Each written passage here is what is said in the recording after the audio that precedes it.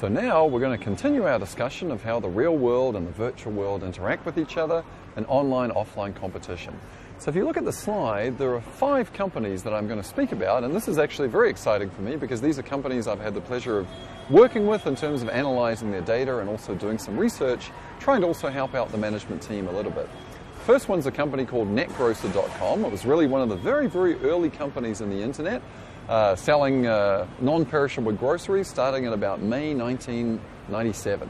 And I'm going to show you how that business grew and evolved and try and give you a sense of how it is that e-business companies, e-commerce companies, spread themselves over time and over space in particular markets. The second company I'm going to talk about is one of our favorites, of course. It's part of the Quidsi family.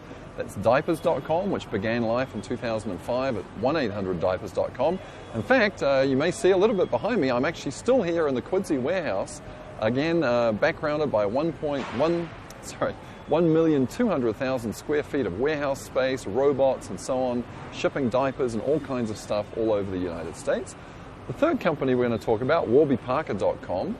This company was founded a little bit later. This company was founded in 2010 in February by 4 students at the Wharton School who wanted to do something very, very interesting. They wanted to take a product that most of us were buying offline. If you wear the product, which is glasses, that's what Warby Parker sells, you would go into an optician's, get your eyes tested, maybe try on a bunch of different frames and buy glasses in that environment. What the 4 founders noticed is at that point in time, less than 2% of that product category in the United States was sold online. So they built a company to try and change that and sell glasses online and also through offline channels. So we'll talk about those guys a little bit. If you happen to be in Boston or New York City, you could even go and visit the flagship store. They have their own real-world flagship store selling product directly to customers. The 4th company I'm going to talk about a little bit is a company called Bonobos. This is a little bit later than diapers.com and a little bit earlier than warbyparker.com. It was founded in 2007. By 2 gentlemen coming out of the Stanford Business School. The current CEO is still there, Andy Dunn, and their idea was to sell men, for all the guys out there, fashion items at great prices, and also fashion items that really sort of fit you and gave a better feel and trim than other products. The final and 5th company on the slide is Citrus Lane, founded by a friend of mine, Mariah, out there in California, really addressing the problem that some of us have if we have children, how to get the best toys, the best stuff, the best kind of gifts for our kids on an ongoing basis, basically to discover new products that are relevant to households that have small children. And if we don't have small children ourselves, we might like to gift that to somebody else. So those are the 5 companies that we're going to sort of look a little bit under the hood to try and understand how all of this works. So I'm just going to explain a little bit about what we do as academics when we examine these things, and what I've done with my friends and co-authors is we're able to get the sales data from these companies and match it up with other data, mainly provided by the US government, about the kinds of people that live in different areas of the United States, and then understand how the characteristics of a physical environment affect the sales of a virtual world company.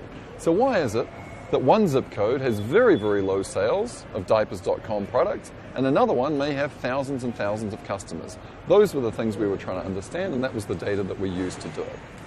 So the next thing I'm going to do is I'm going to take us through 3 principles that I discovered with my co-authors doing this research about how the online world and the offline world interact. If you're interested in reading this, the article's called What Matters Most in Internet Retailing. It was published by the Sloan Management Review. So the first thing that we found kind of summarizes some of the other things that we talked about earlier, is that when an online business opens up, it changes the cost-benefit for the shopper in particular locations. So if I'm living in Philadelphia 19123, which is where I do live, and I have access to certain kinds of stores to buy clothing, and let's imagine the closest one is 2 or 3 miles away, when an internet store opens up, let's call it jeans.com, that changes the relative attractiveness of shopping online versus offline. So that's the first thing. When an internet company comes into play, it changes the relative costs and benefit of shopping online versus offline. So the second principle that I discovered, primarily in the beginning looking at sales from netgrocer.com starting in 1997, is that the way e-commerce companies develop their sales is very structured and very, very predictable. And so what I'm going to show you now is a very interesting graphic that starts out way back in May 1997. And there's a picture of the US you can see there on the screen, United States, and you can see the areas that are shaded. Those shaded areas are areas where somebody in that location, in that zip code, of which there are more than 30,000 in the United States, had actually placed an order at the website netgrocer.com, way back in the dark ages of internet retailing. Now what's interesting as we fast forward through the slides, what we can see is that by the time we got about 42 months out, or about 3.5 years out, netgrocer.com was selling products in more than 18,000 zip codes. That's why the whole map now looks rather dark and rather shaded throughout the entire United States. So an interesting question then arises, how did this business grow? How did it go from 34 zip codes in 1997 to 3.5 years later in 2001, selling into more than 18,000 zip codes? What did that look like? And if we were to sit there in January 2001 and say to ourselves, in February 2001, where are the new customers going to come from? Are they just going to pop up randomly in the United States, or will there be some special structure? Now, if you're guessing that there's some special structure, you'd be right. And let me now show you the next series of slides that illustrates that. Now, what I've done in these slides is I've separated the East Coast and the West Coast of the United States. So primarily around California and primarily around the New York City area. And what you can see as the slide rolls through is that sales tend to pop up in areas around that had existing sales previously. So you tend to get more new customers showing up in locations that are close to locations that had customers before. Now, why is that? Well, there's really two reasons. The first reason is perhaps I buy something and I live in zip code 19123, and when I'm at my local cafe or when I'm in my apartment building, I tell one of my neighbors, hey, you really should try soap.com. And so there's a conversation or a word of mouth that takes place. The second thing that goes on that's also very interesting is it could be the case that customers are observing the behavior of other customers. You might have asked yourself the question, why is it that e-commerce companies have really ugly packaging sometimes? Why does our friend Chris at soap.com ship us stuff in a box that's green and brown and orange and all kinds of colors that if you were wearing them, you would look rather, let's say, clownish? Well, the reason that's done is because the box really kind of pops and it really stands out. So when my order from soap.com comes to the office at the Wharton School and it sits there in the office, anyone coming into the suite is going to see it. And so that's why you see that very structured pattern. There's observation and there's also word of mouth. So keep those two things in mind, because when we get to our next module and we're going to talk about how to grow the customer base and how to find those lead users, thinking about leveraging word of mouth and leveraging social observation is going to be very important. Now let's move on to principle number 3. So principle number 3 is sort of a further look under the hood of principle number 2. So you might have wondered, and you can go to the website doppelganger.com, who your celebrity doppelganger is. That is, who's your celebrity look-alike. If you were to walk down the street, would people ping you as George Clooney, Brad Pitt, Jessica Biel? Who knows? So also you might imagine for locations there's the same kind of concept. So perhaps Pennsylvania 19104 is almost the same as another zip code in some other place in Texas. And so we wanted to examine this idea of whether or not similar locations that were far away from each other would also start to buy things online at roughly the same time. So the original idea for this actually comes from a very interesting study conducted way back in the 1970s by a sociologist. And what he did is he kind of changed our idea of distance from just purely physical distance to also thinking about social distance. What do I mean by social distance? So in the original study, Professor Fisher showed that if you lived in Chicago, there was a higher chance that you would meet or randomly interact with somebody from Los Angeles, which is very far from Chicago, than there would be that you would interact with somebody from Springfield, Illinois, which is much closer.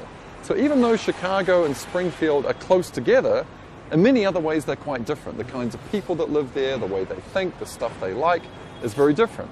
Even though Chicago and Los Angeles are very far apart in terms of distance, there could be a lot more similarity in terms of the taste that people live there. They both like big cities, they both like to consume certain kinds of goods and services. So, continuing with our discussion of principle number 3, what we found was very interesting. When we looked at the sales of an internet retailer, initially those sales started to take off in larger cities and spread, like the pattern that I showed you earlier, spread through the notion of proximity, meaning people living close together were either telling each other about the good or service, or perhaps copying each other from seeing discarded boxes and so on. So in the beginning of the sales process, those sales started to spread out by proximity from one customer to another. But what happened over time was very, very interesting. Sales in those key locations started to, for want of a better term, tap out and reach a steady state, and then pick up in other locations that were further apart from each other, but yet shared very important characteristics. So you might have two locations in different parts of the United States, maybe even 1,000 miles apart, but the basic profile in terms of the age, income, occupation, education level, and so on, and also of the retail environment would be very, very similar. Those are those doppelganger locations that I talked about. And because those locations are very similar in terms of who lives there and the opportunities for shopping offline, they tend to migrate online at roughly the same rate. What we did when we discovered this, in the beginning through proximity, over time more through similarity of locations, that we were able to develop something we called the long tail plot, again, borrowing from our friend Chris Anderson, but this time a long tail plot over location.